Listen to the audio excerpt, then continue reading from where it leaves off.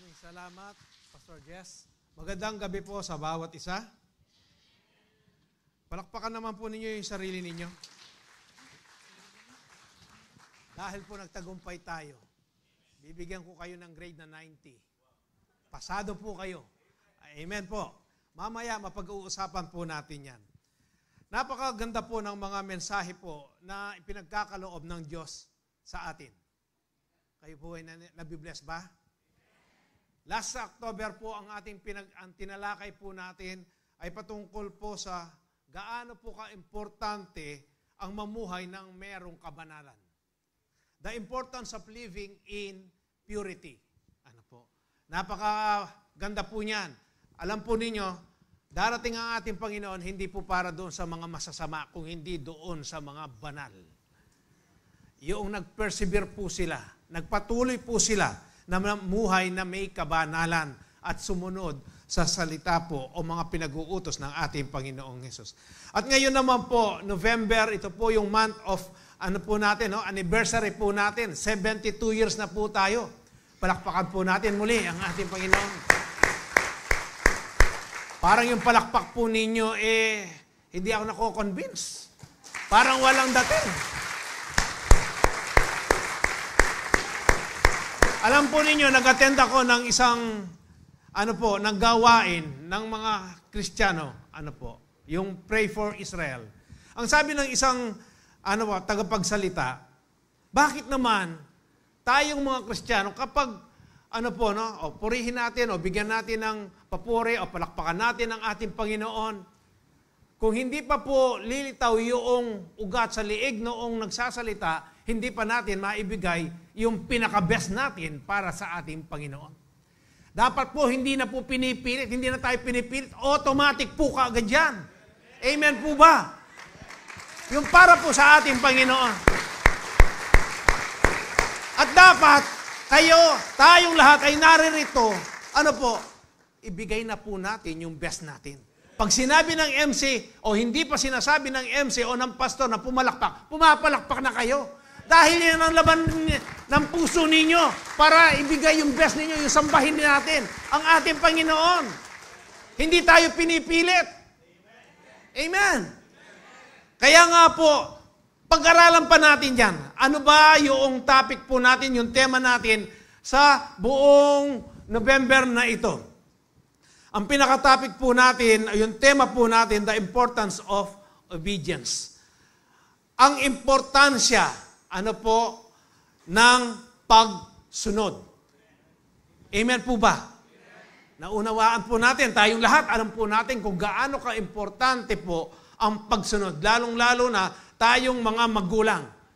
Inaasahan po natin yung pagsunod na yan sa mga anak natin kapag meron po tayong iniuutos sa kanila o may pinapagawa po sa atin. Kaya po, ang ating Panginoon, ganyan din po siya. Hindi po ninyo nakilala, hindi po natin nakilala ang ating Panginoong Hesus para makinig lamang at hindi gawin o sundin ang kanyang mga pinag-uutos. Naririto po tayong lahat para sundin ang kanyang mga pinag-uutos. Kaya po sa gabi pong ito, pag-aralan po natin ng mabuti kung gaano po ka-importante ang pagsunod. The importance of obedience. Sa John chapter 15 verse 2 po, mababasa natin dyan na sinasabi po dyan na ang bawat mga branch ay pinuputol yung mga hindi nagbubunga. Subalit, yung mga nagbubunga po, pinuprunyan. Tinatanggal po yung mga tuyong mga sanga o yung mga dahon. Bakit? Para lalo pa siyang mamunga. Amen po ba? Sino ho ba yung mahilig sa tanim? Sa halaman? Hindi ba ginagawa ninyo yan? Ginagawa po na, yung misis ko mahilig po yan. Kaya nga, tamaan mo lang ng konti yung halaman niya, nagagalit. Kaya nga, dito po makikita natin kung paano po tayo ngayon dapat na mamunga bilang mga tunay na mga mananampalataya. Kaya pag-aralan po natin yung obedience is the fruit of true repentance. Ang pagsunod ay ito po yung bunga ng, ng totoo. Totoong nagsisi ka, nagrepent ka. Yung obedience na yan. Kaya, pag-aralan po natin, sa Matthew chapter 3, verse 7 to 10, but when he saw many of the Pharisees, ang kwentong ito, ang nagsasalita po dito, si John the Baptist. Dahil nga po, si John the Baptist, siya po yung nagbabaptize po yung mga Hudyo po na tumanggap kay Kristo. Sa ilog ng Jordan. Alam po ninyo yung water baptism, ito po yung ipinapahayag mo na si Kristo sa buhay mo, hindi mo siya ikinahihiya. Kaya nga public po yung ginagawa eh. Pero ngayon na lang po nauso, yung nasa swimming pool, nasa private po. O yung mga ibang lugar, dahil wala po silang ganyan, pinagbabawal, privately po nilang ginagawa yan. Pero noon po, hayagan yan. Para maipakita mo na ikaw ay tunay na isang mananampalataya ni Kristo. Kaya nga po ito ay hayagan. Kaya nga nung nagbabaptize po siya doon sa ilog ng Jordan, sabi po dito sa kwento natin, nakita niya ngayon. Sino yung mga nakita niya? But when he saw many of the Pharisees and Sadducees coming to where he was baptizing, he said to them, "You brood of vipers, who warned you to flee from the coming wrath? Produce fruit in keeping with repentance, and do not think you can say to yourselves, 'We have Abraham as our father.' I tell you that out of these stones, God can raise up children for Abraham. The axe is already at the root of the trees, and every tree that does not produce good fruit will be cut down and thrown into the fire." Tayo po'y manalangin. Salamat po, Panginoong Hesus, sa gabing ito. Sa lahat ng aking mga kapatid, Panginoon, na naririto sa loob ng iyong sanktuaryo. Salamat sa iyong pag-iingat, Panginoon. Salamat, Panginoon, sa mga oras na pinagkaloob namin para sa inyo, Panginoon Diyos. Panginoon, dinudulog ko rin po sa inyo, yung mga wala dito, Panginoon. O nasa kanya-kanya nilang mga probinsya, kasama nila ang kanilang mga pamilya. Kung nanonood man sila, Panginoon, naka-online man sila, Panginoon, hayaan mo na ang mensaheng ito ay tumimo sa bawat puso po na nakakarinig sa gabing ito, Panginoon. Panginoon, malaya po kayong kumilos sa aming kalagitnaan. Ang dalangin ko po, buksan mo yung mata ng puso po namin, mata ng aming pangunawa, Panginoon Diyos, upang ang mensahe mong ito, tunay nga po, na aming maranasan o tanggapin na may kaluwagan, Panginoon, kagalakan sa aming mga kanya-kanyang puso. Panginoon Diyos, maraming salamat po. Lukuban mo po ako sa inyong banal at makapangyarihan na banal na Espiritu Santo. Salamat po, Panginoong Hesus. Sa pangalan ng aming Panginoong Hesus, Amen. Amen. Bakit po, noong makita ni John the Baptist, ang mga Pariseo at ang mga Saduseo po, na paparating na gusto rin nilang magpabautismo. At bakit po sinabi ni John the Baptist sa kanila na you brood of vipers? Kayong mga, mga lahi ng ulupong. Alam po ninyo yung vipers? Ito po yung mga makakamandag na ahas. May poisonous, mayroong pong mas makamandag na ahas. Bakit niya tinawag na makamandag na ahas ang mga Pariseo at ang mga Saduseo? Dahil po, itong mga Pariseo at Saduseo, ito po yung mga nakaupo sa council. Sila po yung nakakaalam ng lubusan sa kautusan, yung tinatawag po na Torah. Yung Torah, ito po yung Book of Moses, yung isinulat ni Moses, yung Genesis, Exodus, Leviticus, Numbers, Deuteronomy. Yan po yung Pentateuch na tinatawag. Alam po nila yan, master po nila yan, yung law na yan. Pero hindi po nakikita sa kanilang mga buhay o sa kanilang mga pamumuhay o sa kanilang pananalita o sa kanilang mga gawa yung kanilang mga itinuturo. Alam lang po nila. Pero hindi nakikita sa kanilang buhay. Kaya nga tinawag niya yung brood of vipers. Kayong mga lahing ulupong. Ano po? Kaya po dito ang sabi niya, produce fruit in keeping with repentance. Magpakita kayo ng bunga ng inyong pagsisisi. Tayo po dapat, ganyan din po tayo. Magpakita po tayo ng bunga ng pagsisisi po natin. Mamaya, lalawakan pa po natin yan. Kaya ano pa po ang sabi niyo sa verse 10? The axe is already at the roots of the trees. Bakit nandun? Nakahanda na po yung palakol. Ano po? Doon sa ugat ng puno, ng mga punong ito. Bakit? Sabi po dyan, every tree that does not produce good fruit will be cut down and thrown into the fire. Yung fire po dito, impyerno na po ito. Kapag 75 years ka na Kristyano at hindi ka pa nagbubunga, siguro dapat nga putulin ka na. Pero ang Diyos, merciful. Ang Diyos, punong-puno po, labis-labis ang kanyang biyaya sa bawat isa't isa sa atin. Alam po ninyo yung slow to anger ng Diyos? Yan po yung mercy niya. Yan yung grace niya. Dahil kung ang Diyos po sa kasalukuyan, sa buhay po natin ngayon, kung ang Diyos, katulad noong sa Old Testament, na pag sinabi niya, lipulin lahat yan, mamatay lahat yan, baka ubos na po tayo.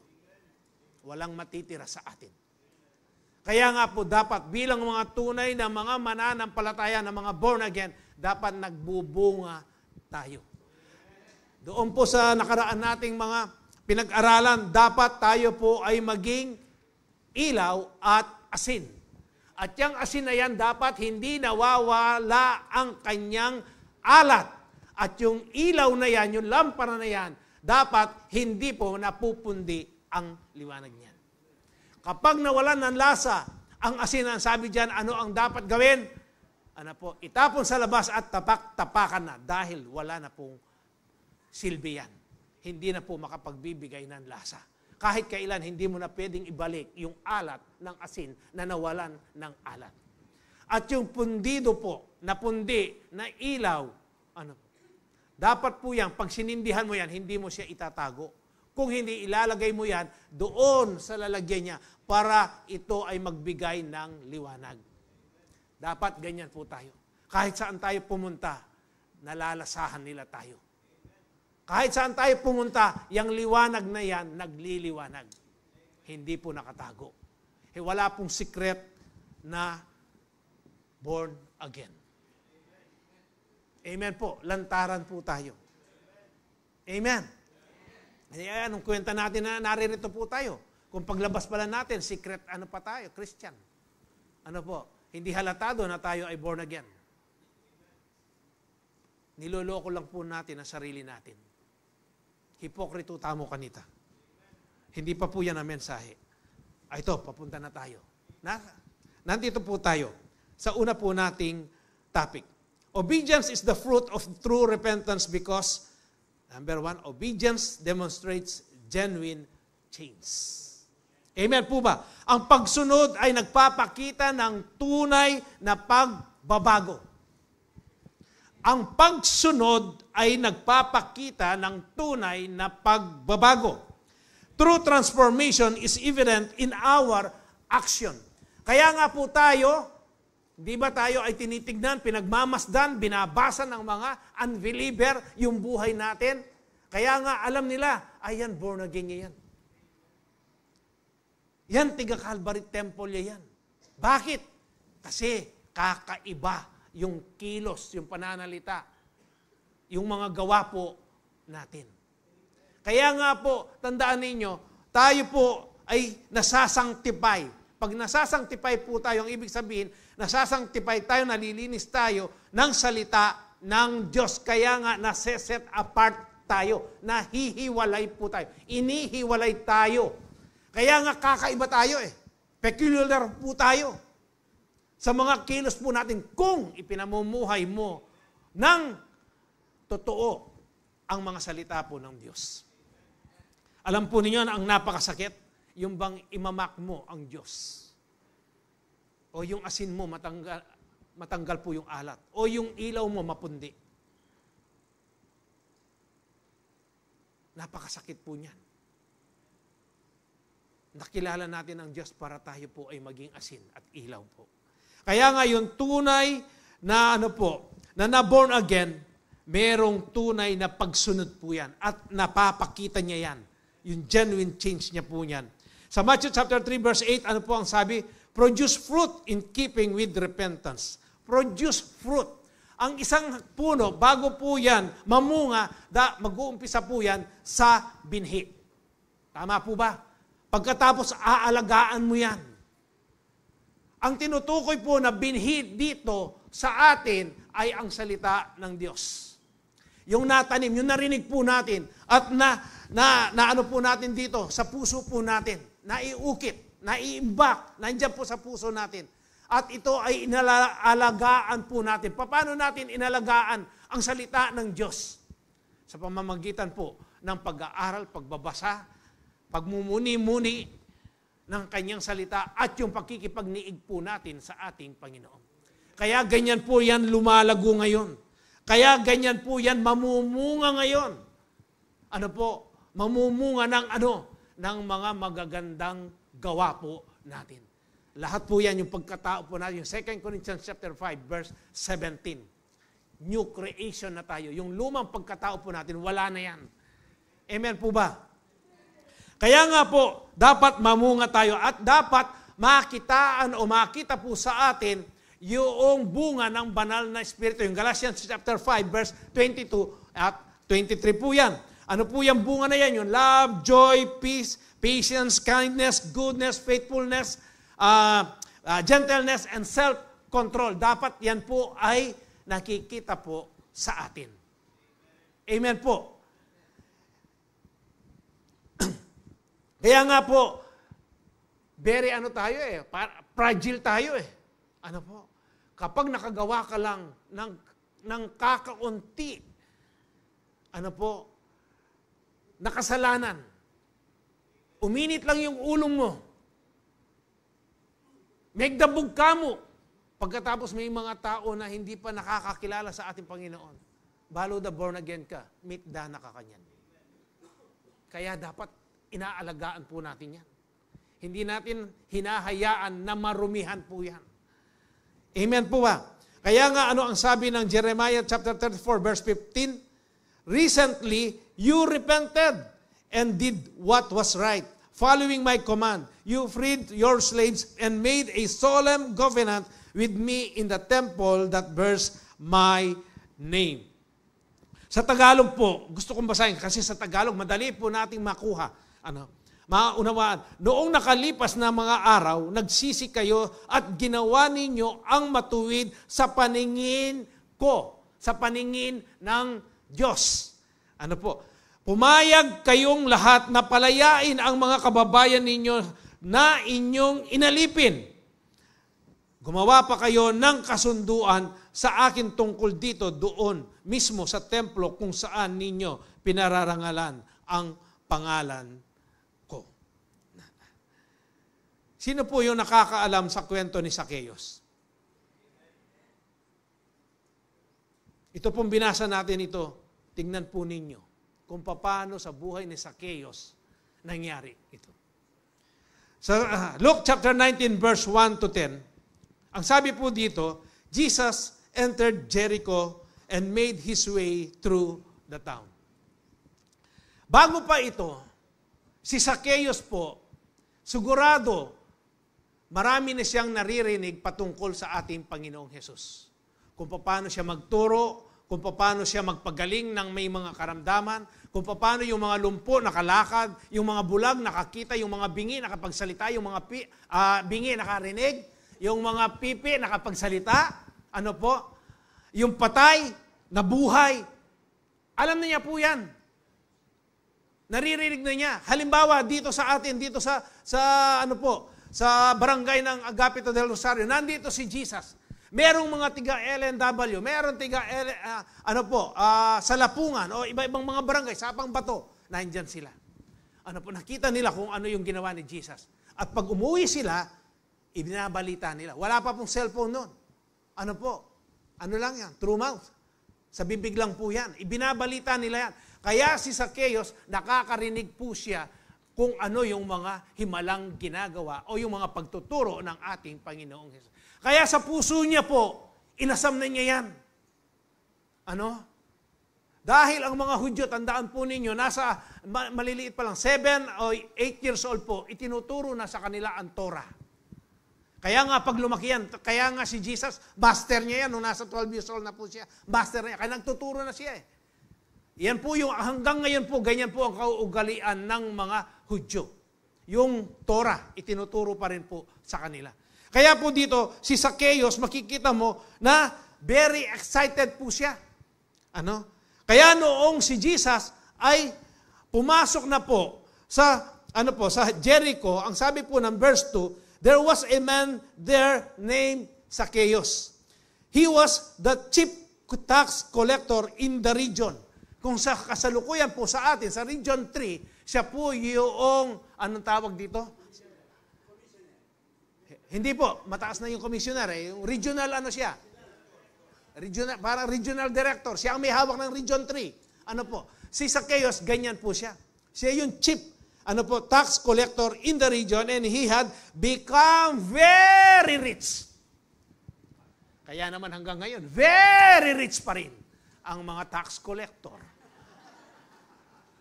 Wala pong pinag-iba. Tama? Kung ano yung ginagawa nila noon, ganyan din po ang ginagawa nila ngayon. Yan po yung totoo. Basahin po ninyo at pagmuni-munihan po ninyo. Ako habang pinagmumuni-munihan ko po, Lord, o talang megbayo, bakit walang nagbago? Bakit lalong lumala? Naging sakim, naging gahaman sa pera. Ituloy po natin. He tried to get a look at Jesus. Nung parating na po si Jesus, natural si Jesus, parang superstar yan. Kapag nalaman na nila na nandiyan si Jesus, lahat ng mga tao tumatakbo, pumupunta sa Kanya. Pinapanigiran po siya. Superstar yan po yung Jesus. Itong mga taong ito na nauna kay Zacchaeus, mga 5'12 po yan, 6'12, ganyan po yung tangkad po nila. Si Zacchaeus, 4'12 lang siya. Kaya hindi niya makita si Jesus. Kaya po ang ginawa niya? Sinabi dito? But he was too short to see over the crowd. So he ran ahead and climbed a sycamore fig tree beside the road, for Jesus was going to pass that way. Tingnan po ninyo ang isang tao. Tingnan ninyo si Zacchaeus. Dahil buong-buo sa puso niya, na makita niya, maranasan niya si Jesus, ginawa niya lahat ng magagawa niyang pamamaraan, yung maisip niyang pamamaraan, para lang makatagpo niya si Jesus o makita niya si Jesus. Sino ba si Jesus? Ano ba ang nasa pangalan ni Jesus? Nakita niya po doon sa dadaanan ni Jesus, yung daan na yun, merong isang halaman, puno ng sycamore, fig tree, na nandoon mismo kung saan dadaan si Jesus. Ang ginawa niya, diniskarte niya po. Tumakbo na siya. Umakyat po siya. At kumuha siya ng magandang posisyon. Na habang papalapit si Jesus, nakikita niya yan. Si Jesus naman, noong nandun na po siya sa tapat ng sycamore tree na yan, ang sabi ni Jesus? When Jesus came by, he looked up. Tumingin po siya sa itaas. Dahil nandun po si Zacchaeus. Hindi naman siya pwedeng tumingin. Pwede sa ilalim, pero hindi niya makikita si Zacchaeus. Nasa itaas. Tinignan niya po. Pagkatapos, ang sabi niya? He looked up at Zacchaeus and called him by name. Hindi man sila magkakilala. Bakit alam agad ni Jesus ang pangalan ni Zacchaeus? Tandaan po ninyo, kahit na nasa katawang tao si Jesus, all-knowing pa rin si Jesus. Alam niya po ang lahat. Basahin po ninyo yan. Marami po siyang alam. Kahit na si Nathaniel, nung nasa ilalim siya ng fig tree, alam niya kung anong ginagawa ni Nathaniel doon. Alam niya rin kung ano ang iniisip ng mga tao habang siya ay nagsasalita. Alam niya. All-knowing pa rin po ang ating Panginoong Jesus. Kaya dito alam niya ang pangalan ni Zacchaeus. Kaya tinawag niya, Zacchaeus, he said, quick, come down. I must be a guest in your home today. Pagkatapos, ano po ang reaction?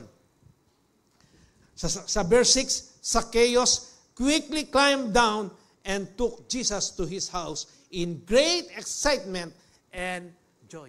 Siguro kung pwedeng tumalon lang si Zacchaeus, tatalon siya para nasa baba siya kaagad. Ano po? Pero tingnan po niyo kung ano yung nasa puso po ni Zacchaeus. Pure. Ang nasa puso po. Ang gusto niya, maranasan niya si Jesus sa kanyang buhay. Sinagot naman po yan. Kaya nga, ano ang sabi? Zacchaeus, di ba nakakin?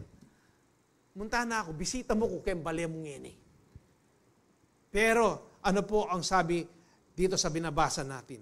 But the people were displeased. May dismayala. Nadismaya po yung mga tao. Bakit? Kasi, ano ang sabi? He has gone to be the guest of a notorious sinner?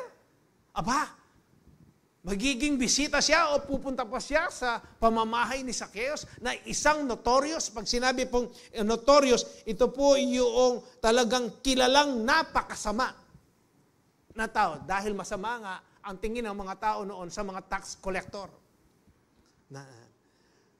Pero ano po, yan po yung kanilang bulong-bulungan. Sa verse 8, meanwhile, Zacchaeus stood before the Lord. Nung nasa bahay na po sila. Si Zacchaeus, dahil nga po, yung sa Matthew chapter 5, verse 16, yung blessed are those who are hunger and thirst for righteousness, for they will be filled. Gutom at uhaw po si Zacchaeus sa ating Panginoong Hesus. Kaya unti-unti po, yung kanyang inaasam, yung nasa kanyang puso, na tunay nga niya na makaharap, makilala niya ang ating Panginoong Hesus, nandun na sa harapan niya. Kaya nga, ano ang ginawa niya? Zacchaeus stood before the Lord and said, ito po yung kamangha-mangha, wala pang sinabi si Jesus sa kanya. Hindi pa po nagsermon si Jesus. Pumasok pa lang sa tahanan niya. Pero ano po ang ginawa? Sinabi po ni Zacchaeus, I will give up my wealth to the poor. Ipagkakaloob ko po yung kalahati ng aking kayamanan sa mga mahihirap, sa mga dukha. Kung ang kayamanan noong panahon ni Zacchaeus, meron siyang pera na 1 billion, ano yung ang kalahati ng 1 billion? 500 million. Hindi pa po siya DPWH noon. Tax collector pa lang siya. Ano po? Kung ganun po yung kayamanan niya, ano po? Anuhin po na, maglaro po yung imagination po natin. At pagkatapos, hindi lang po yan yung gusto niyang nagawa. Bakit? Dahil si Zacchaeus, sabi nga ng Matthew chapter 5 verses, blessed are the pure in heart, for they will see God. Yan yung nasa puso po ni Zacchaeus. Kaya nga, yung kagutuman niya o yung puwang doon sa puso niya, yung wala siyang contentment, sa mga ginagawa niya, ang dami niyang pera. Pero hindi pa rin siya kontento. Pero noong marinig niya ang ating Panginoong Hesus na darating doon, pupunta doon sa lugar nila, unti-unti, yung pong puwang na yun na nasa puso niya, nagkakaroon ngayon ng kasagutan. Kaya nga po, dito ang sabi? Sabi niya, Lord, Panginoon, and if I have cheated people on their taxes, sabi po yan, I will give them back 4 times as much. May restitution. Bakit alam ni Zacchaeus yung magbabayad siya ng 4 na beses? Dapat niyang bayaran na 4 na beses yung kanyang ginawa na pagkautang o yung pagka-chinit niya. Yung mga tao, bakit? Nasa Torah po kasi yan eh. Yung Genesis, Exodus, Leviticus, Numbers. Sa Numbers, mababasa po ninyo yan sa chapter 5, verse 6, 7. Kapag meron kang ginawa na yung pagnanakaw o pangungupit, dapat Ibalik mo yan. May restitution. Hindi lang yung sasabihin mo, bro, sorry na. Lord, sorry na. Tapos wala ka nang ginawa. Hindi po ganyan. May restitution. Dapat meron kang ibabalik, meron kang gagawin. Kaya nga, dyan po ang ang law nila, ibabalik mo ng 4 na beses. Kaya alam ni Zacchaeus ito. Kaya nga, noong talagang napagtanto niya, talagang malinis yung puso niya eh. Ang gusto niya talaga, maranasan niya kung ano yung naririnig niya kay Jesus. Na si Jesus ay mapagpatawad. Si Jesus, kapag ikaw ay lumapit sa Kanya, humingi ka ng tawad sa Kanya, taos puso, sa iyong kaisipan, sa buong pagkatao mo, patatawarin Kanya. Kaya nga po, si Zacchaeus, ang sabi niya, ang hirap nito. Kalahati, pagkakaloob na niya sa mga dukha, pagkatapos yung natitira, 4 times niyang ibabalik doon sa mga, anong tawag na ito? Dinaya. Yung mga dinaya niya. Alam niya eh. Alam po ninyo, kapag pure ang puso mo, kapag ang banal na espiritu ay nasa sa iyo, ang lakas ng conviction na yan. Sa atin ngayon, sa panahon po natin, sorry lang eh.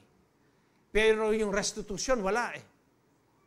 Pero alam po ninyo, kung meron kayong ipinangako sa Diyos noon, at ngayon pinapaalala ng banal na espiritu sa inyo, gawin po ninyo. Sigurado matatahimik kayo, meron kayong kapayapaan. Gusto ko lang pong ilahad yung akin naging experience ito nung nasa Australia po ako. Naging OFW po ako. Lineman po ako. Sa power line po kami. Yung mga tinatay, yung mga tower sa bundok. Yung mga steel tower po na malalaki. Ang tinatayo po namin doon. Nasa tabi na ng Bagin, pero 120 feet pa rin ang taas noon. Dahil, yung isang pastor doon, dinidisciple po kami. Kung saan ka kumakain ng spiritual, ng salita ng Diyos, magbibigay mo yung iyong tithes, yung kaloob mo. Ako po, ang ginagawa ko, yung mga tithes ko po, pinadadala ko dito. Pagkatapos, ganun po yung itinuro sa amin, dinidisciple po kami. Hindi lingid sa kanya, alam niya kung ano yung nasa puso namin. Mahirap gawin, no? Magbibigay na tayo dito, tapos magbibigay pa tayo doon sa Pilipinas. Gawin na lang natin. Alam po ninyo, nakipagbaka ako noon. Pero nung gawin ko po yan, ginawa namin yan, hindi ko po nakita na pinabayaan kami ng ating Panginoong Yesus. Pero dumating yung panahon, para po sa ating Panginoon, dumating po yung panahon, nakarinig ako ng hindi maganda dito na nangyayari. Hinold ko po ang lahat ng tithes ko. Pagkatapos ang nangyari, ang proteksyon ng ating Panginoon po. Totoo po ito, nawala sa akin. Meron kaming binuhat na bakal dahil po yung pinakamataas na tower ang i-assemble namin. Binuhat namin yung kanyang paa. Yung mahaba po, mahigit po sa 20 feet yun na solid po na bakal. Binuhat namin. Nagkamali po ang posisyon ko. Tinamaan po ako dito. 1 buwan ko po iniinda yun. Hindi po ako makatayo. Pag humihinga po ako dahan-dahan. Dahil pag binigla ko po, parang may karayom po na tumutusok sa aking likuran. Talagang namamalipit po ako sa sakit. Wala naman tutulong, wala naman akong pamilya doon. Yung mga kasama ko po, natural, hindi ka naman ganyan aalagaan. Doon po ako natuto na tumawag sa ating Panginoon. Pagkatapos yung mga anak ko po nagkasakit dito. Ang misis ko po, lagi niya sinasabi, yung mga tithes mo, bakit hindi mo pa ibigay? May buisit ko po kasi kanita yan. Pagkatapos, lagi niya sinasabi, yung mga anak mo nagkasakit. Ako nakaratay po ako. 1 buwan ako hindi nagtatrabaho nun. Pero sumasahod naman po ako. Pero walang nag-aasikaso sa akin. Gusto kong kumain, gagapang ko po. Para munta ko mo keng kusina. Ang sakit. Lord, ano po ang dapat kong gawin? Ibalik mo na. Sabi po. Sa Australia po, sabi ko nga sa Panginoon, Lord, bakit dito pa po sa Australia ko nabasa ng Genesis to Revelation ang Bible? At 40 years na po ako noon. At sabi ko parang Israelita po ako, na 40 years akong nag-ikot-ikot sa disyerto. Na eksakto, pati pangalan ko. Israel. Kaya nga po, alam po ninyo, noong nagpakumbaba po ako, Lord, ano po yung dapat kong gawin? Ibalik mo na. Nabasa ko po itong Numbers chapter 5, verse 6, 7. Kapag meron kang inutang, meron kang kinuha, ibalik mo na merong interest. 5% siya po. Kung ang akin pong tinatites, nasa 25, ginawa ko pong 30. Ilang beses po yun? Pagkatapos, nagbigay pa po ako ng mga love gifts sa mga pastors. Dahil yun ang conviction. Yun po yung talagang inaano sa akin ng banal na espiritu. Ang sabi ko sa sarili ko, ginawa mo yan, Israel, panghawakan mo ang salita ng Diyos, at tanggapin mo kung ano ang consequence.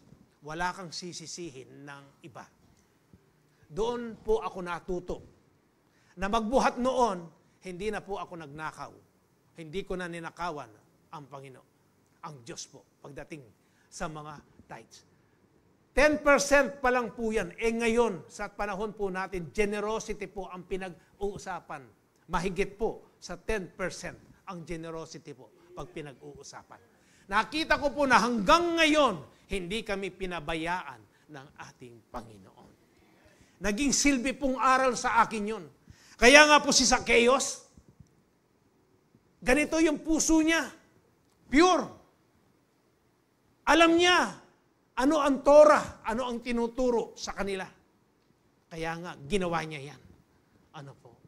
Kaya ano po ang nangyari dito? Sabi po, sa verse 9, Jesus responded, "Salvation has come to this home today, for this man has shown himself to be true, a son of Abraham." Kaya nga po dito makikita natin, na anuman po yung tinatanggap ninyo, babalik ako po sa mga blessings na natin, tinatanggap. Ako po itinuturo ko sa level 3, yung spiritual maturity. Anuman yung blessings na tinatanggap nyo, financial man po yan, sapatos, pantalon, damit, relo, o anuman po yan na pinagkaloob sa inyo, dapat i-tithes ninyo. Ako po, yan ang ginagawa ko. Bakit? Blessing po yan. Kung hindi mo alam ang presyo, pumunta ka sa SM, sa Robinson. Tingnan mo kung ano ang presyo niyan. Hindi lang po yung tinatanggap mo na monetary. Dapat alam po natin yan. Dahil ang lahat niyan ay kaloob o galing sa ating Panginoong Yesus. Kung hindi mo nagawa, ito ang sundin mo.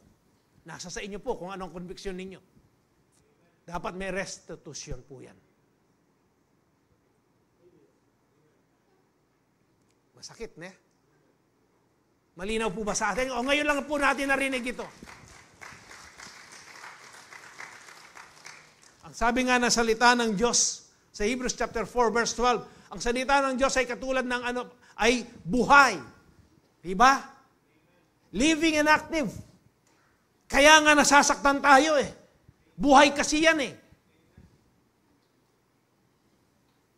Nasa sa inyo po yan. Meron pa akong laging nasasabi. Life is not a series of chances. It is a series of choices. It is your choice. Narinig ninyo ang salita ng Diyos, nasa sa inyo po kung susundin ninyo o ipamumuhay ninyo o hindi. Nasa sa inyo po yan. Kaya nga, obedience demonstrate genuine change, sabi po diyan. Dapat po nakikita mo yan mismo sa sarili mo. Hindi mo hihintayin na yung mga iba ang magsasabi sa iyo, ay ang laki ng pinagbago mo, no? Si Zacchaeus, hindi niya ginawa yon. Talagang tao sa puso niya na ginawa niya ito. Walang nag-udyok sa kanya. Kaya nga, yung kaligtasan dumating po sa kanyang tahanan. Bakit kaya? Naisip na ho ba ninyo? Bakit ito lamang ang naisulat? Bakit sinasabi po sa John chapter, John chapter 21 verse 25, sa Tagalog po, sinulat ko po ito para hindi ko makalimutan. Ang sabi, at marami pang ginawa si Jesus na kung isusulat lahat, inaakala kong hindi magkakasya kahit sa buong daigdig ang mga aklat na maisusulat tungkol dito.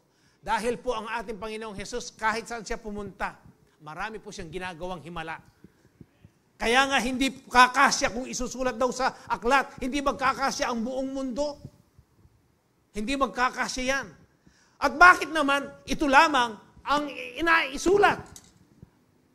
Nandiyan din po sa John chapter 20 verse 30, marami pang himala ang ginawa ni Jesus na nasaksihan ng mga alagad, ngunit hindi nakasulat sa aklat na ito. Verse 31, ano ang sabi? Ang mga nakatala rito ay isinulat upang kayo'y sumampalataya na si Jesus ang Kristo, ang anak ng Diyos, at upang magkaroon kayo ng buhay sa pamamagitan niya. Bakit itong kwento ni Zacchaeus na ito ang naisulat? Dahil alam ng Diyos noong pa man, marami ang bumabagsak dito. Marami ang humihingi ng sorry pero walang restitution. Napakadali po ng humingi ng sorry sa Diyos. Lord, sorry po. Ano ang dapat mong gawin? Sorry lang? Kung ito ay naisulat para ating tangkilikin at magbigay aral at maipamuhay natin, ano po ang ginagawa natin? Masakit. Pero pag ginawa mo yan, yan ang magbibigay ng kagalingan sa espiritu mo, sa kaluluwa mo. True repentance produces genuine change that leads to the obedience of Christ. Obedience is the visible fruit of an inner change of heart. Amen po ba? Pangalawa po, okay lang po kung matapos tayo ng alas 9? Kasi nakapagsindi naman kayo ata ng kandila eh. Tapos na, no? Yung mga wala dito, nagsisindi pa. Alam po ninyo, yung pagsisindi ng kandila, o kung pumunta man kayo sa sementeryo, hindi na po natin dapat ginagawa yung dati nating ginagawa. Ang dapat natin gawin doon, makikipag-fellowship po tayo, isi-share natin ang kabutihan, ang pag-ibig ng Diyos sa mga kamag-anak po natin na hindi pa nakakakilala kay Jesus. At bago tayo umalis, dapat pinag-pray po ninyo sila. Yun lang po ang tungkulin natin ngayon. Hindi po yung magsisindi kayo ng kandila. At ipagpipray ninyo yung mga namatay ninyong mahal sa buhay. Kahit kailan, hindi na babalik yan. Alam na nila kung nasa saan po sila ngayon. Tayo ang pinagpipray nila. Alam po ninyo yung kwento ni the rich man and Lazarus? Hindi ko na po kukwento dahil matatapos talaga tayo na alas 9. Ano po? Sana naging maliwanag po sa atin yan. At hindi kayo nagsindi ng ilaw bago kayo ng kandila bago kayo pumunta dito. At inilagay ninyo doon sa gate ninyo. Baka may gumawa pa niyan. Tinatanong ko nga bakit? Para daw hindi maligaw yung kaluluwa.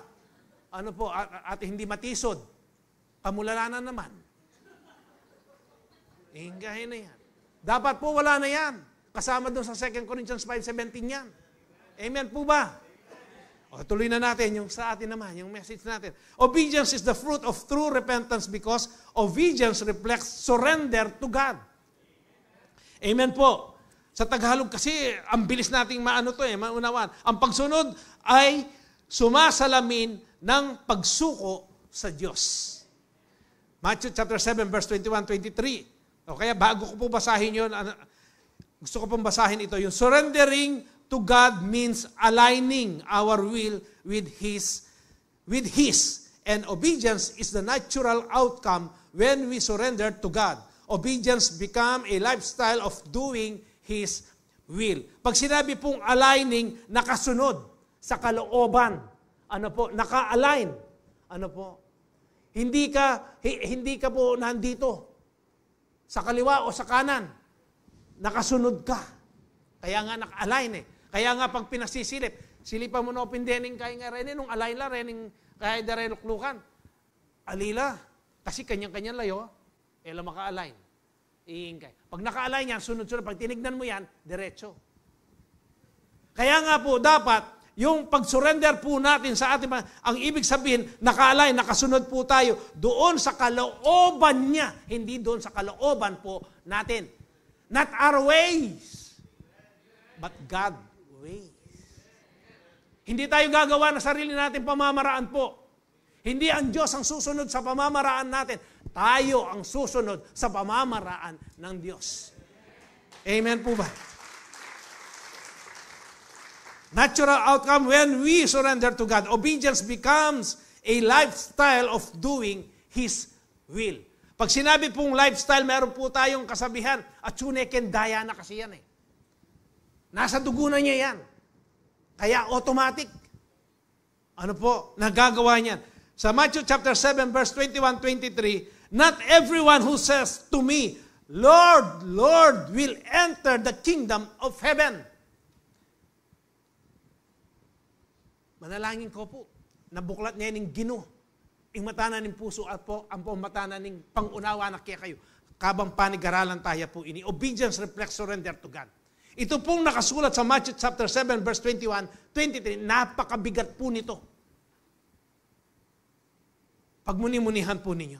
Not everyone, hindi po lahat, sabi diyan, na nagsasabi na Panginoon, Panginoon, ay papasok sa kanyang kaharian sa langit. Dito pa lang po, mag-iisip na tayo ng malalim. Dapat mag-isip na po tayo. Hindi po lahat ng pumapasok sa Calvary Temple ay papasok sa kaharian ng Diyos. Bakit? Ito po yung susunod. But only the one who does the will of my Father who is in heaven. Yun lamang gumagawa, ipinamumuhay, sumusunod sa kagustuhan ng Ama, ng ating Panginoong Jesus, ang siyang makakapasok sa langit. Maliwanag, nakukuha ba natin? Hindi mo ako nakataas ang kamay natin dito, papasok na tayo sa kaharian ng Diyos. Hindi po. Hindi yung komo, ang lakas ng amen mo, papasok ka na sa kaharian ng Diyos. Hindi. Hindi mo komo, nagbibigay ka ng tithes mo. Faithfully, papasok ka na sa kaharian ng Diyos. Hindi mo komo, nakakapag-share ka. Pinapatong mo yung kamay mo sa mga karamdaman, nakapagpapagaling ka sa pangalan ng ating papasok ka sa kaharian ng Diyos. Hindi. Ano ang sabi? Pag-aralan pa namin. Many will say to me on that day, Lord, Lord, did we not prophesy in your name, and in your name drive out demons, and in your name perform many miracles? Then I will tell them plainly, I never knew you. Away from me, you evil doers. Hindi ho ba masakit? Laman tayo ng church. Nagmi-ministry, lahat ng ministry, nandyan tayo. Pagkatapos, pag humarap mo sa ating Panginoon, ito lang yung sasabihin niya sa atin, I never knew you. Away from me. Lumayo ka sa akin. You evil doers. Ang sakit po nito. Inubos mo yung buong buhay mo. Yung oras mo. Ginawa mo yan. Ano po? Ang pinag-uusapan po dito, paano mo ginagawa yan?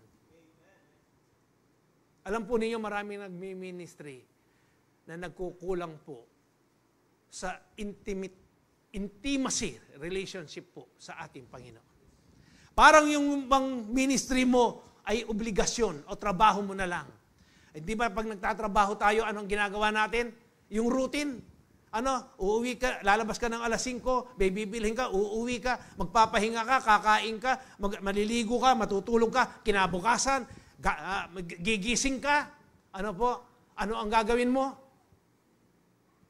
Papasok ka na nun. Yan lang ang routine. Baka ganyan po yung naging routine natin. Hindi ka na nakakapagbasa ng salita ng Diyos. Hindi ka na nakakapag-pray. Hinahanap-hanap na ni Lord yan. Busy-busy po sa ministry. Pero yung relasyon mo sa ating Panginoon, wala na. Tayong lahat nakikipagtrabaho. may CEO, may president. Alam natin ang pangalan niya. Tayong nasa ilalim, hindi natin sila nakikita. Nagtatrabaho lang tayo. Pero wala tayong relasyon sa kanila. Di ba? Ganyan lang po yung nakikipagtrabaho. Tayo po, hindi. Kilala natin kung sino kung kanino natin inaalay yung ating ministry, yung pagtatrabaho po natin sa ating Panginoong Hesus, the King of Kings, the Lord of Lords, the Almighty God, the Great Counselor. Yan po yung boss natin. Yan yung pinaglilingkuran po natin. Kaya nga po, dito, ano ang nangyari po dito? Dapat hindi man sila nagsalita dito kung sasabihin mo, kung ano po, sinabi ni Lord, edi na ka makakilala Ba Lord, ika naman. Anak ka pang kayabang magsalita. Natatandaan po ninyo yung testimony ni Sister Eva. Sino po yung nandito nung nag-testimony po si Sister Eva? Sa panaginip pa lang, kinausap na siya ng ating Panginoon. Ang sabi ng Panginoon sa kanya, daka kakilala. Ba Lord, mamaya na ako tithes, offering. Gagawa kong mayap.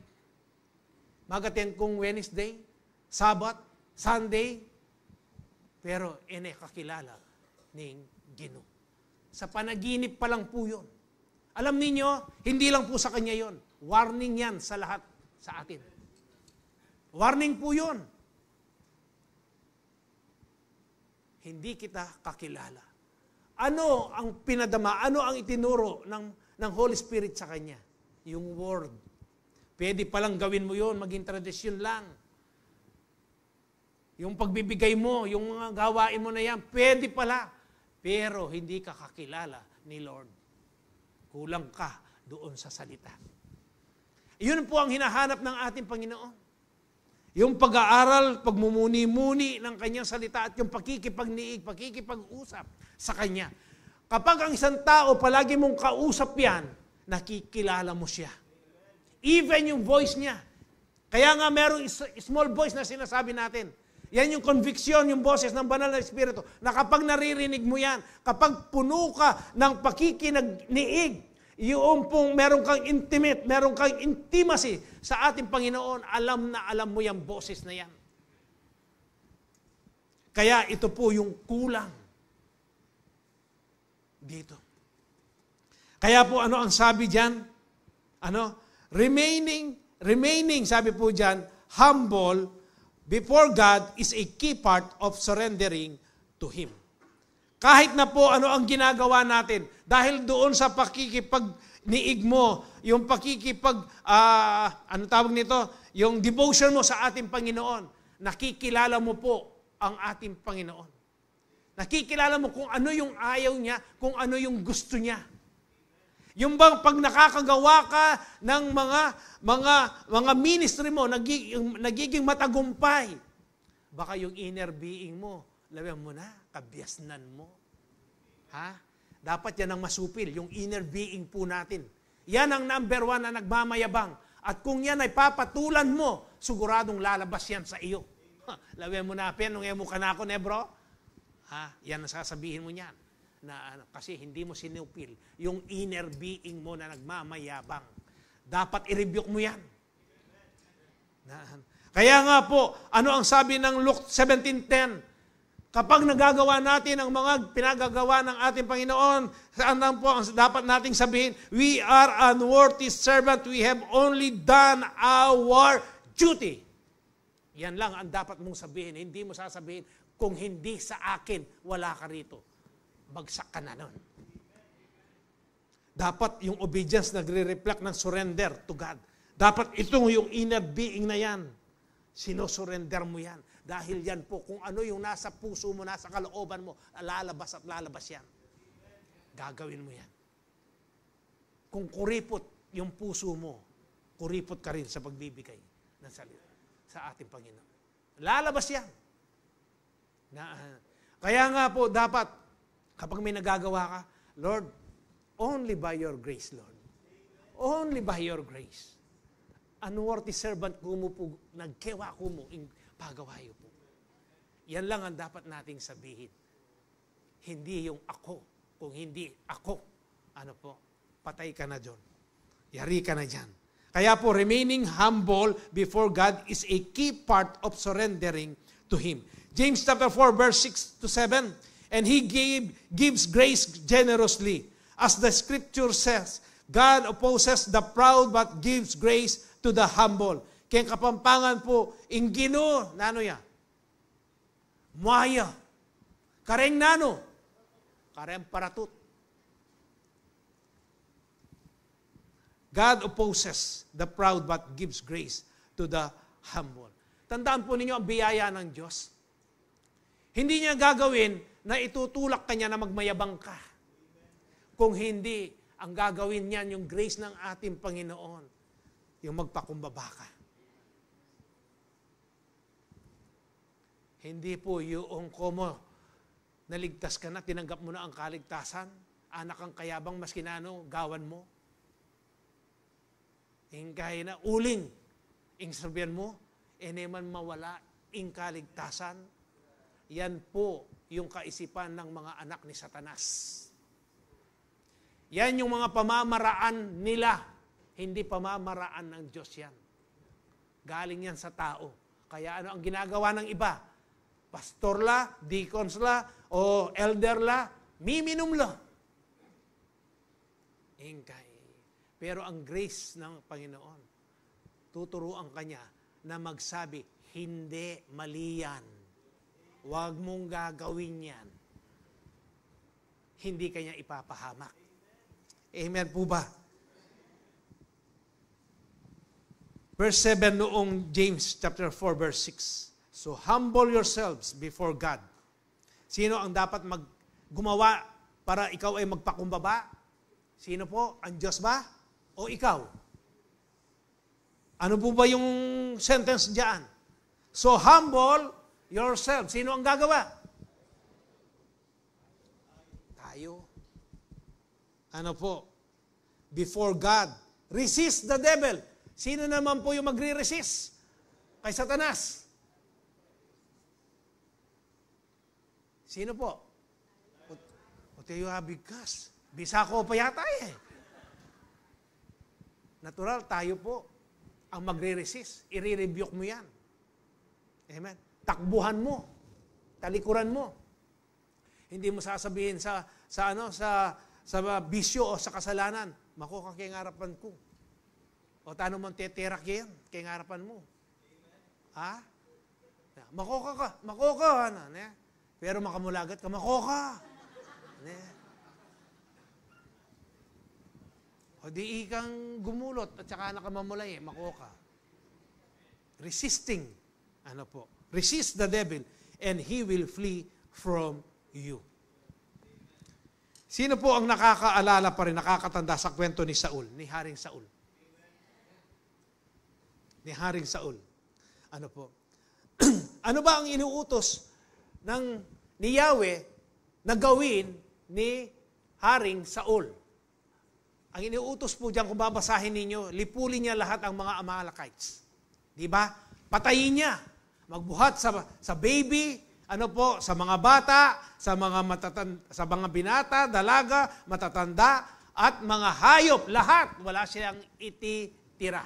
Yan po ang utos ni Yahweh. Basahin po ninyo yan sa 1 Samuel chapter 15, verse 22. The whole chapter, basahin po ninyo.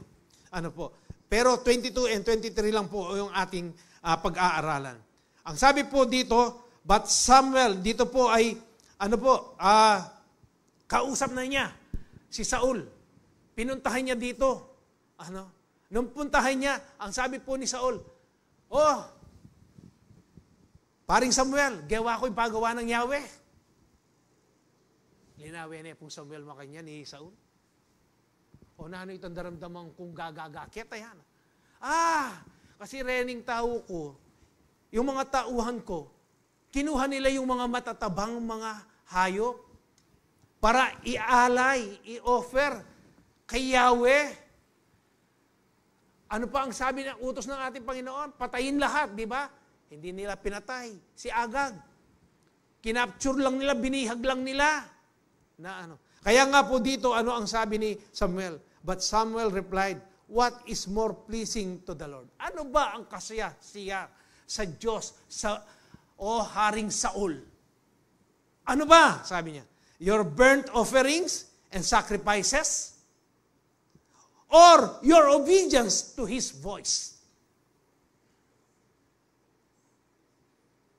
Ano kaya ang pinapagawa ng Diyos sa atin ngayon?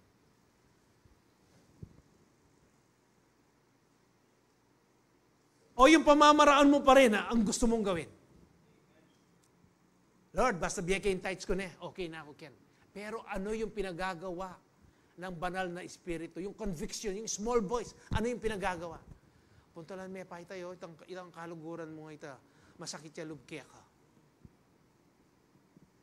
Di ba sabi ng salita ng Panginoon? Bago mo i-offer yan, naalala mo, meron ka nasaktan ng kalooban o may sama ng loob sa iyo, yung isang kapatid, puntahan mo yung kapatid na yon. Pagkatapos nung ginawa mo yan, balik ka dito, i-offer mo yung iyong offering. Kaya nga ito po yun.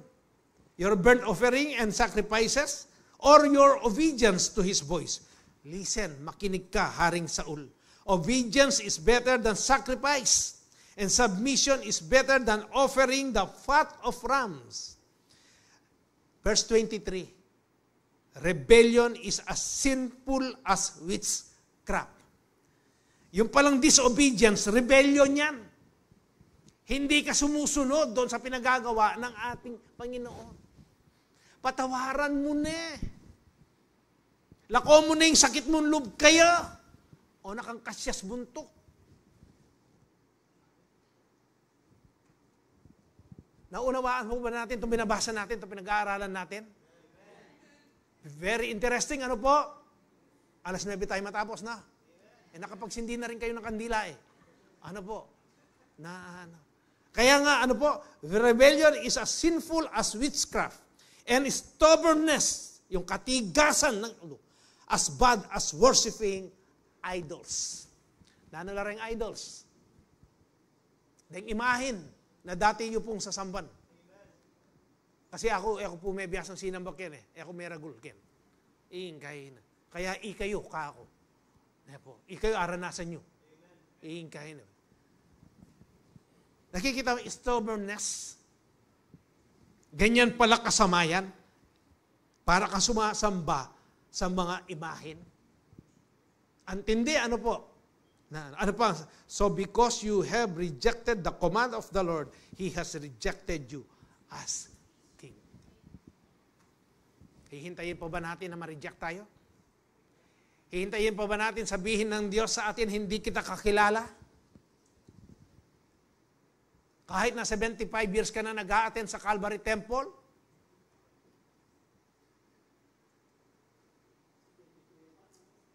Ah, 72 ya pa? Oh. Nakikinig si Pastor, Pastor Jack?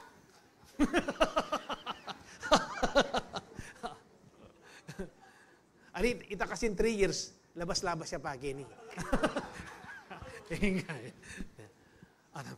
Kaya nga, hihintayin po ba natin sa panaginip natin, sabihin ng Diyos yan?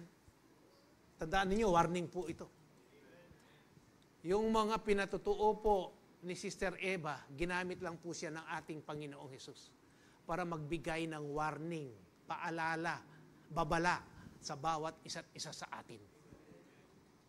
Kaya nga po, dito makikita po natin na yung obedience po ni Haring Saul, kalahati lang, partial. Partial lang po.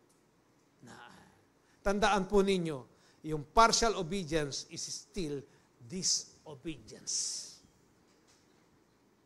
Tayo pong lahat, ako po naranasan ko, noong hindi ko pa po ganyan pinag-aaralan o inuunawa o ayaw kong unawain dahil gusto ko yung pamamaraan ko, ayaw ko yung pamamaraan ng Diyos. Partial disobedience lang ang akin. Kaya kanita po, pagdating ng offering, yan ang tithes and offering, bumababa na ako eh. Naiihina ako. Maraming ganyan. Pagdating ng tithes and offering, maski mga pali, Mila.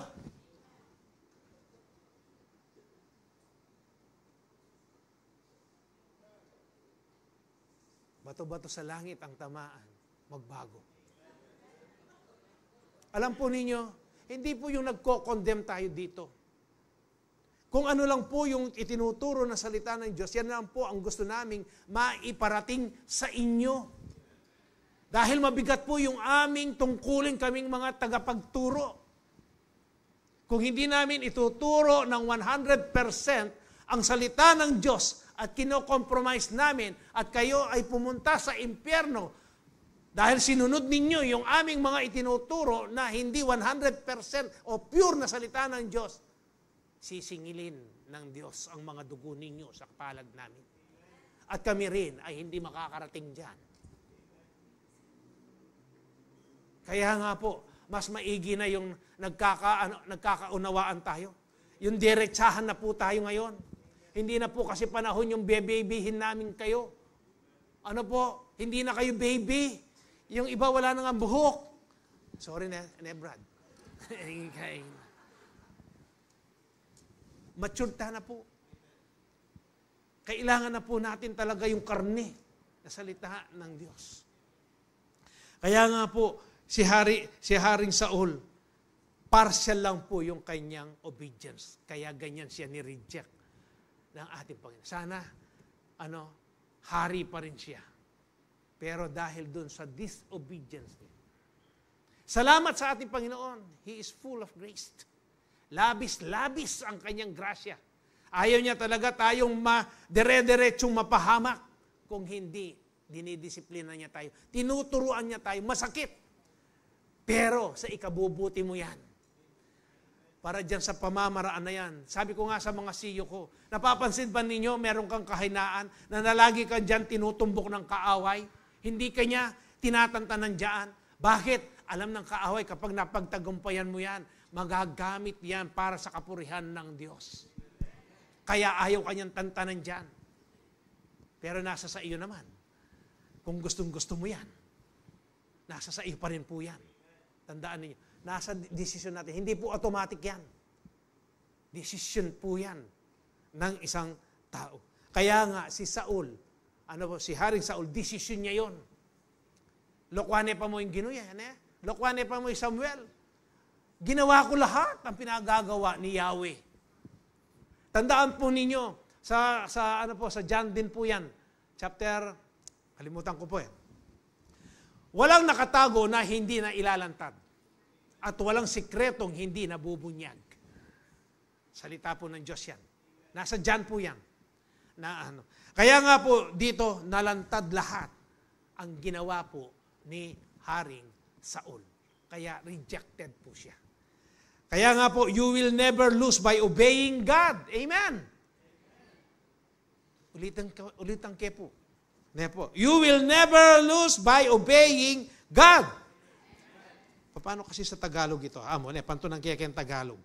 Hindi ka kailanman mawawala sa pamamagitan ng pagsunod sa Diyos. Hindi ka mananalo sa pagsuway sa Diyos. Masakit siya pong kalaban ng Diyos. Mas kinuha rin ka munta. Munta ka banwa, atsuya. Munta ka lalam gabon, atsuya. Munta ka impyerno, garadong, atsuya ken. Mas kinuha ka rin ka munta, atsuya yan. May hatakasan. Kaya mas maigi, sumunod na lang po tayo. Dahil sa pagsunod sa Diyos, ang daming naghihintay na blessing. Alam po ba ninyo yung mga blessing natin nandiyan na sa itaas na yan? Nandiyan na sa langit. Sa bawat pagsunod po natin, sa bawat yung pagsunod, ginagawa natin yung kalooban ng Diyos. Pinapadala niya sa mga anghel niya yung blessing na yan.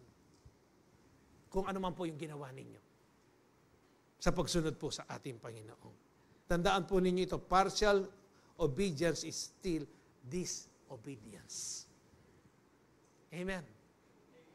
Kasi po, bilang mga Kristiyano, malapit na palang mag-alas 9, Hingkay na.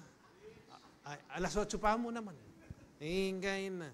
Alam po ninyo, Maraming kinababagsak ang mga mananampalataya pagdating po doon sa forgiveness at saka yung sa giving. Number one na ginagawa. Yan ang number one na sandata ng kaaway para ang isang mananampalataya, hindi po siya lumago. Hindi siya umusad sa kanyang pananampalataya.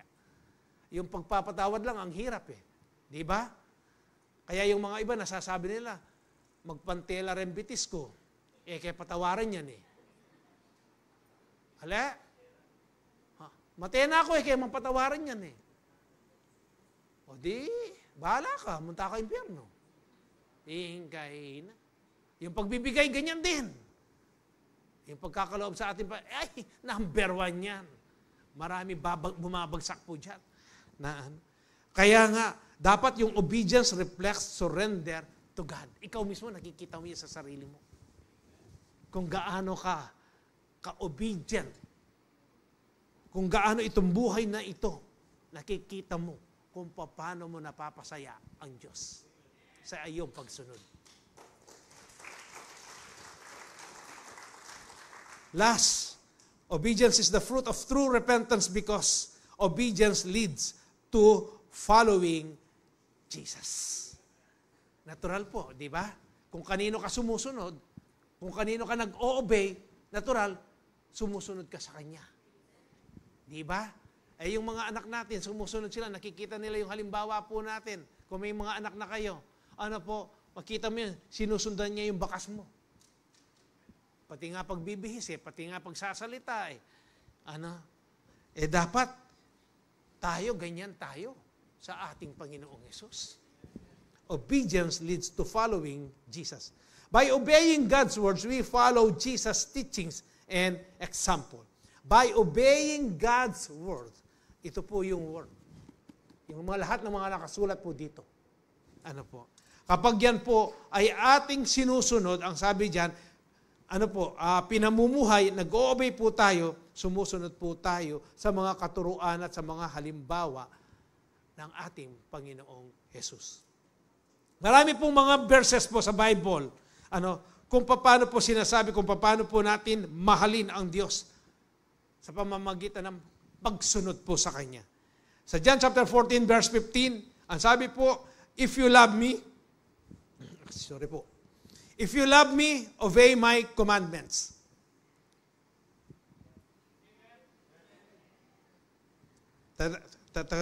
Tagalogin ko kaya? Lord, alang mag-amen, hindi po aintindihan ng English. Kung mahal niyo ako, susundin ninyo ang aking mga utos. Tagalog na lang po, Lord. Hindi ko nababasahin yung English. Sa 1:14-21, ang sino mang tumatanggap at sumusunod sa mga utos ko ay siyang nagmamahal sa akin. At ang nagmamahal sa akin ay mamahalin din ng aking Ama, mamahalin ko rin siya at ipapakilala ko ang aking sarili sa Kanya. 1:15. 10. Kung sinusunod ninyo ang mga utos ko, mananatili ang pag-ibig ko sa inyo. Katulad ko, sinusunod ko ang utos ng aking Ama, kaya nananatili ang kanyang pag-ibig sa akin. Unang Juan, 5, versikulo 3. Dahil ang tunay na umiibig sa Diyos ay sumusunod sa kanyang utos. At hindi naman mahirap sundin ang kanyang mga utos. Sino nagsasabi dito na mahirap sundin ang utos ng ating Panginoon? Huli kayo. Bakit mahirap sundin? Kasi ayaw ninyo. Di ba? Mabigat ang mga utos kapag ayaw mong gawin. Sigurado marami kang dahilan. Tama? Kaya nga, totoo ang salita ng Diyos. Amen po. Ikalawang 1:6. Makikita ang pag-ibig sa atin kung namumuhay tayo ayon sa mga utos ng Diyos. at ang utos niya na narinig ninyo mula nang sumampalataya kayo ay ito, mamuhay tayo ng may pag-ibig. Amen po ba? Maliwanag po ba? English yak yan. Pakiramdaman nyo na ako mo. Ayan po. Malinaw po ba? Tagalog yun. Ano po? Okay? Ano po? Kaya dito meron po tayong kwento. Tingnan natin ang kwento ni Judas at saka ni Pedro. Kung paano po yung sumunod sila sa ating Panginoon. Yung obedience po nila, yung obedience na sinasabi, yung tinatalakay po natin. Alam na ninyo ang kwento ni Judas. Ano po? Sino may pangalan na Judas? Si Judas po, kung 33 years na nabuhay sa ang ating Panginoon dito, ano po, kasama siya doon sa 12 napili na disipulo niya. Ano po, lahat ng mga ginawa ni Jesus nung nandito siya sa lupa, nasaksihan po ni Judas. At si Judas, siya po yung treasurer ng 12. Ano po, alam niya po yan. Nagpagaling ba ng may sakit si Judas? Nagpagaling siya. Nandun siya eh. Ano po? Nakikinig ba siya sa mga itinuturo ni Jesus? Hindi. Pumapasok lang dito, lumalabas. Kasi kung nakikinig si Judas, katulad niya sana yung 11. Tayo kaya, ilan tayo dito? Sino kaya ang Judas?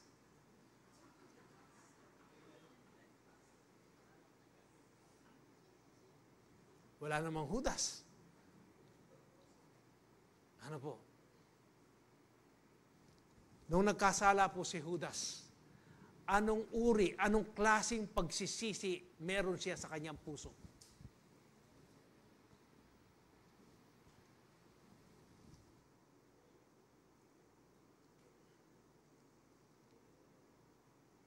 Ang sabi po dito sa pinag-aaralan natin, by obeying God's word, we follow Jesus' teachings and example. Si Judas, nung nagsisi siya po, or remorseful po siya, namimighati siya, pero hindi po nagmumula sa kanyang puso. Ay, alam po ba ninyo yung humihingi ng sorry? Sabi, sorry na, pero sa puso niya, anong bumata ka yan? Makakasumami ka eh. Di ba? Yung puso, iba yung lumalabas sa bibig. Si Judas ganyan.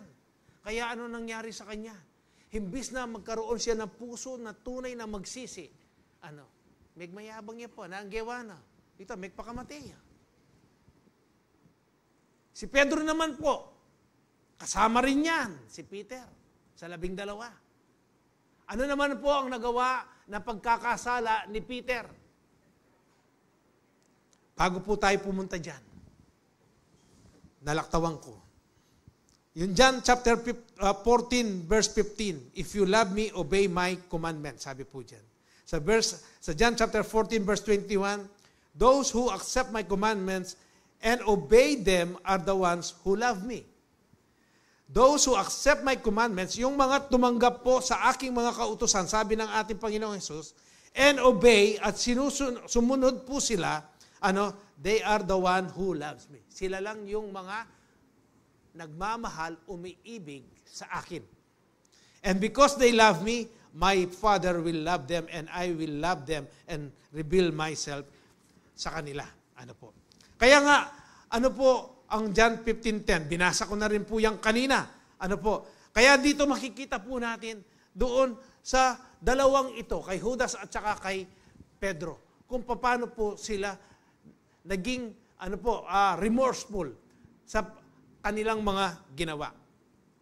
Kaya po ang sabi ng 2 Corinthians chapter 7 verse 10, godly sorrows brings repentance that leads to salvation and leaves no regret. But worldly sorrows brings death. Kaya nga yung kay Judas, worldly po yun na sorrows. Pero itong kay Peter, ito po yung pag-aralan natin. Sa John chapter 21 verse 15 to 19, kung babasahin po ninyo ang chapter 21, dito po, 3 beses na magpakita po, magbuhat nung namatay si Jesus, nabuhay po siyang muli, 3 beses na niya magpakita sa mga disipulo po, dito sa pangyayaring ito, sa sitwasyon na ito. Kaya nga po dito babasahin natin dito sa 15, makikita niyo doon sa mga naunang verses, na itong si Pedro, dahil mangingisda po sila, sabi niya sa kanyang mga kasama, mangingisda muna ako, papalaot muna ako, sabi niya. Ang sabi ng mga kasamahan niyang mga disipulo, asama kami. Sumama naman po sila, punta sila doon. Doon lumaot po sila. Pagkatapos, inabot po sila ng doon, ng madaling araw, kinabukasan, wala silang nahuli. Ang ating Panginoong Hesus po, lumabas yan, nando sa dalampasigan. Ang sabi niya, mga kaibigan, may nahuli ba kayo? Sabi po, ayan, basa. When they had finished, wala pa pala dyan. Mga kaibigan, sabi niya po, may nahuli ba kayo? Wala. Sabi ng nila Pedro, wala. Sabi niya, magdamag na nga kami dito Wala, sabi niya. Hindi nila nakilala si Jesus. Siya pala yun, yung nagtanong sa kanila na, meron na ba kayong nahuli? Ano pa ang ginawa diyan? Si Jesus po, tingnan naman ninyo si Jesus. Mahal na mahal niya ang kanyang mga disipulo. Ano po ang ginawa ni Jesus? Mag-barbecue, magderang niya. Nag-ihaw po siya. Hindi ko po alam kung bangus yan o St. Peter. Alam po niyo yung St. Peter feast? Tilapia. Tilapia po yan. At may tinapay pa. Pagkatapos, merong nagsabi kay Pedro, yung pinakamalapit na mahal ni Jesus, na disipulo niya. Sino po yun? John the Beloved. Pedro, Jesus ito. Ha? Pedro? Siyempre po, nangingisda sila. Nakaano lang sila, yung suot po nila ngayon, wala yung pangtaas. Ang ginawa po ni Pedro, dali-dali niyang kinuha yung tibabal niya, isinuot niya. Tumalon sa sa tubig, mapapunta kay Jesus. Ano po ang nangyari dito? Nung sinabi sa kanya yon, nagmadali si Pedro para makaharap niya lang si Jesus. At dito po, noong po niyan, sabi niya, magdala kayo ng nahuli ninyo dito. Niyaya niya pa. Mag-breakfastanan Ihingahin na. Alam po ninyo kung anong ginawa nila nung sabihin ng ating Panginoong Jesus na magdala kayo dito sa mga nahuli ninyo. Bumalik siya, hinila nila yung lambat, yung bangka. Alam niyo kung ilan ang laman noong bangka? Yung net, 153. Ang sabi diyan, mga large, mga malalaking isda. 153, pero hindi na po nila kayang hilain. Dahil nga malalaki yung mga isda. Siguro mga bangus dagupan. Ihingahin na. Dito mga ragul. Ihingahin na. Pero tingnan po ninyo ang ating Panginoong Yesus. Kaya kumain po sila dito. Pagkatapos nilang kumain, marunong si Jesus Binusog niya muna si Peter. Pagkatapos nagtanong na dito si Jesus. Ito po yun. When they had finished eating, Jesus said to Simon Peter, Simon, son of John, do you love me more than this? Yes, Lord. Sabi naman po ni Pedro. He said, you know that I love you. Alam mo naman, Lord, mahal kita. Jesus said, feed my lambs. Pakainin mo ang aking mga tupa. Again, Jesus said, pangalawang tanong niya kay Pedro, Simon, son of John, do you love me? Sumagot na naman po siya. He answered, yes, Lord, you know that I love you. Jesus said, take care of my sheep. Alagaan mo ang aking mga tupa. Mahina ang discernment ni Pedro dito. Nagtatanong si Jesus dito, yung love dito, iba yung love kay Pedro. Yung love na tinutukoy po ng ating Panginoon dito, yung agape love. Ano ba yung agape love? Ito po yung selfless love. Hindi makasarili. Ito rin po yung unconditional love ng ating Panginoon. Na kahit na sino ka, kahit na ano yung nagawa mong mga pagkakasala mo, hindi magbibigay ng kondisyon ang Diyos. Sige, mga di ka pang apulong Hail Mary. Hindi po ganun ang ating Panginoon. Unconditional love po yan. Ano po? Basta taos sa puso mo humihingi ka ng tao. Ano pa po? Sacrificial love. Yan po yung pag-ibig na makikita mo lamang, matatagpuan lang natin sa ating Panginoong Yesus. Sa ating Diyos. Kaya nga pinagkaloob niya ang kanyang bugtong na anak. Kaisa-isang bugtong na anak. Ano po? Walang iba kung hindi ang ating Panginoon. Yan po yung unconditional love ng ating Panginoon. Yung sacrificial love. Na sinasabi po dyan, yung selfless love po. At yan ay matatagpuan lamang sa ating Panginoong Yesus. Ito yung pinapadama.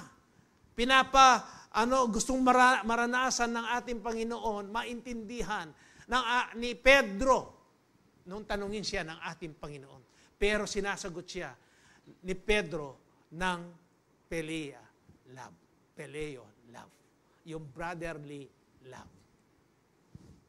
Kaya nga doon sa ikatlong tanong, sabi niya, doon po sa, Jesus asked him the third time, "Do you love me?" He said, "Lord, you know all things." Sabi pa ni Pedro, "You know that I love you." Pero nag-isip na po dito si Pedro. Dito po siya nalungkot. Dito niya nadama na yung dalawang tanong ng ating Panginoong Hesus sa kanya. Yung agape love na yan. Ganito mo rin ba ako kamahal, Pedro? Pwede ka, yung bang selfless love ba? Pedro, ang binibigay mo sa akin, ang pagmamahal mo? Unconditional love ba, Pedro? May sacrificial love ba, Pedro? Naalala po ni Pedro, noong itatwa niya ang ating Panginoong Hesus. Noong magtama ang tingin nila na habang pinaparusahan, anong ginagawa nila sa ating Panginoon? Nung magtingin sila, ang sabi ni Jesus, pinaparating niya kay Pedro, ganito kita kamahal, kayang-kaya kong ipagkaloob ang aking buhay para lang sa iyo, Pedro. Naalala ni Pedro yon. Hindi pala brotherly love ang kailangan ng Diyos. Tayo kaya, anong klaseng love ang pinapakita natin o ipinapadama natin sa ating Panginoong Hesus? Brotherly love lang ba? May kondisyon? Kaya kung gusto nating magsimba, doon sa pamamaraan natin, kung ano yung gusto nating ibigay, ganyan, sa gusto natin. Ang tanong ngayon, anong klaseng pag-ibig ang ipinagkakaloob o ang pinapadama natin sa ating Panginoong Hesus? Agape love din ba? Selfless love din ba? Unconditional? Sacrificial? Sacrificial love din ba? Ang sabi ng mga iba, masyado naman kayong extreme sa inyong pananampalataya. O kailan ka pa pwedeng maging extreme sa iyong pananampalataya kapag nakaratay ka na sa higaan na wala ka nang pwedeng gawin na sasabihin mo, Lord, pasikanan mo, palakasin mo pa po ako, maglilingkod ako sa iyo, pupurihin kita, ibibigay ko ang buhay ko. O ngayon hanggang malakas ka, ibigay mo na yan sa ating Panginoon. Maging extreme ka na. Sa lahat ng mga kwento po dito sa Bible, kung babasahin niyo, extreme lahat ang kanilang pananampalataya. Kaya even their lives, pwede nilang ipagkaloob sa ating Panginoon. Si Peter, nung natauhan po siya, ano ang ginawa niya dito?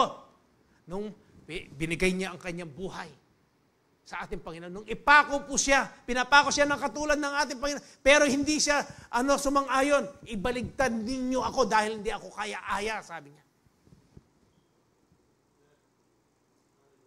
Anong klaseng pag-ibig ang inilalaan natin sa ating Panginoon po? Brotherly love lang ba? O agape love?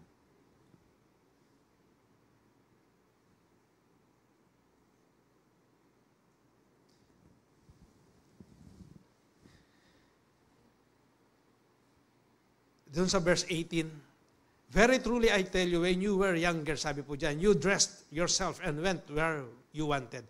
But when you are old, you will stretch out your hands, and someone else will dress you and lead you where you do not want to go. Jesus said this to indicate the kind of death by which Peter would glorify God. Then he said to him, follow me. Ang pagsunod po sa ating Panginoon ay hindi po basta-basta. Ang pagsunod po sa ating Panginoon, meron pong kaakibat na sakripisyo po yan. Even yung buhay po natin, nakalagay po dyan. Minsan salita lang sa atin, magtampo ta na keng Ginoo. Magtampo ta na rugo keng Calvary Temple. Magtampo ta na karen pastor, karen forerunners tam. Salita pa lang yan. What kind of love do you have? Anong klaseng pag-ibig?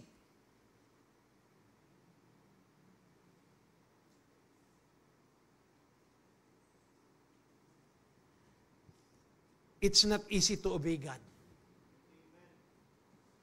But it's the wisest thing to do and always the best, even if it costs your life. Lahat po ng mga kwento na nandito sa Bible na ito, pag binasa ninyo, lahat po na nang-obey sa ating Panginoong Jesus, lahat ng may pure na puso, pati buhay nila, pinagkaloob po nila sa ating Panginoon. Kayang-kaya po. Kapag hindi ka sold out, kung partial disobedient ka lang, hindi mo talaga magagawa yan. Dapat po 100% ang pag-obey po natin sa ating Panginoon. At dyan mo makikita kung paano ka naka-align ngayon. Sumusunod sa ating Panginoong Jesus.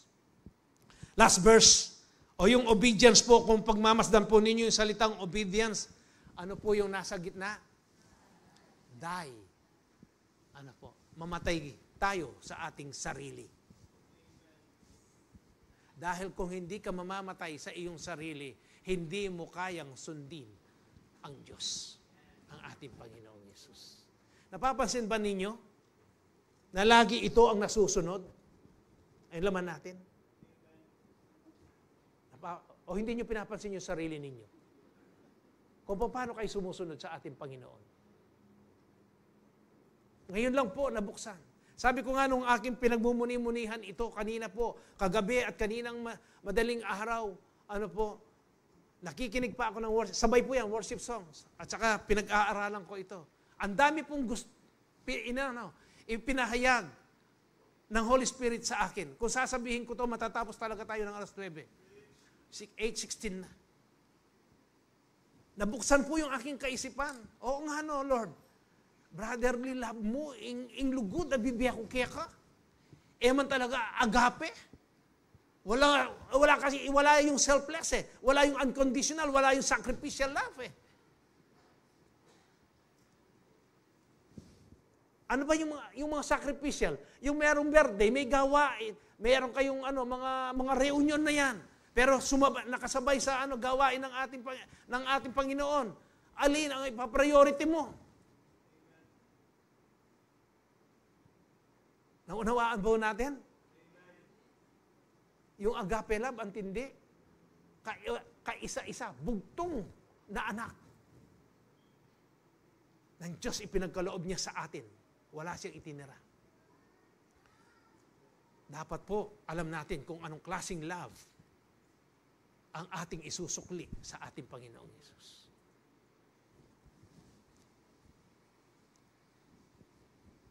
Matthew chapter 16 verse 24, Then Jesus said to His disciples, Whoever wants to be my disciple must deny themselves and take off their cross and follow me. Yung cross po dito, yung sufferings na mararanasan. Sino ba yung nakakaranas dito na nagsishare siya ng salita ng Diyos? Kinukutya po siya. Wala pa? Gawin po natin na i-share Ang dami po. Ito po sa sa CEO ko po. Sinabi ko ito sa kanila. Kahit na po aabot pa tayo ng 10:00.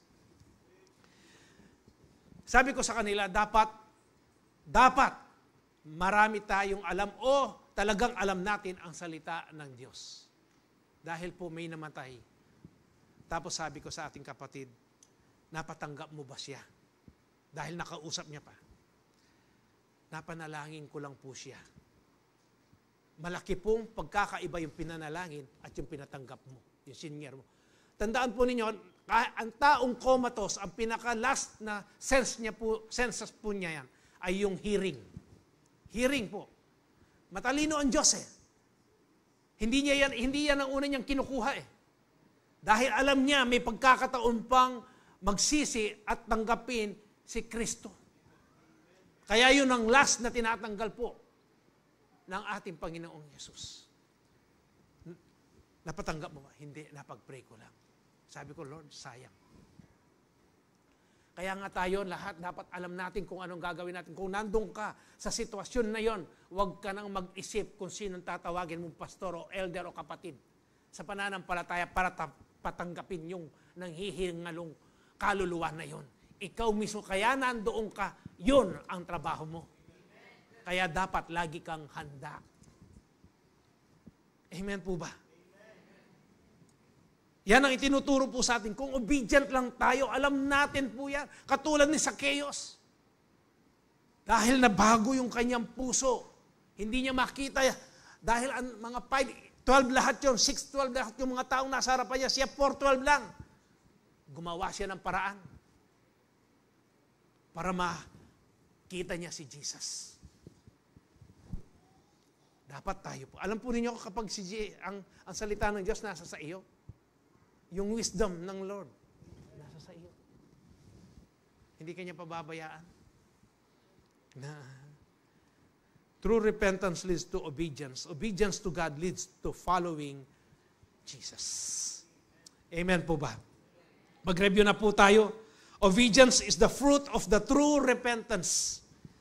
Obedience demonstrates genuine change. Obedience reflects surrender to God. Obedience leads to following Jesus. Obedience is a way to respond to God's forgiveness and demonstrates our new identity in Christ. Amen? Ano po? Kapag nag-obey po tayo sa ating Panginoon, talagang meron tayong new identity. Salamat sa ating Panginoon sa kanyang mensahe ngayong gabing ito. Sino po nag-enjoy sa mensahe ng ating? Sino po yung nabuksan ang kanyang kaisipan kung paano siya mag-obey sa ating Panginoon? Katulad ba ni Zacchaeus? Ano po? Dapat yung obedience po natin hindi partial.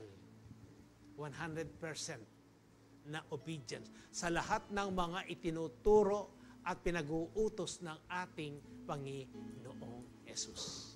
Amen po ba? Sige po, tayo pong lahat ay tumayo.